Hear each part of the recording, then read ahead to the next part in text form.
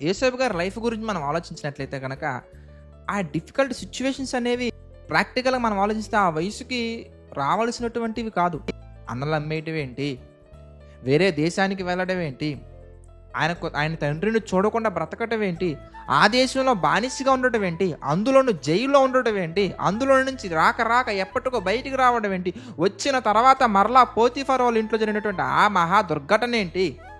అక్కడ మరలా అవమానం ఏంటి? ఇవన్నీ కూడా మనం ఆలోచించినట్లయితే దెబ్బ మీద దెబ్బ, దెబ్బ మీద దెబ్బ, కష్టం మీద కష్టం, కష్టం మీద కష్టం. చాలామంది విసుగెత్తిపోతారండి.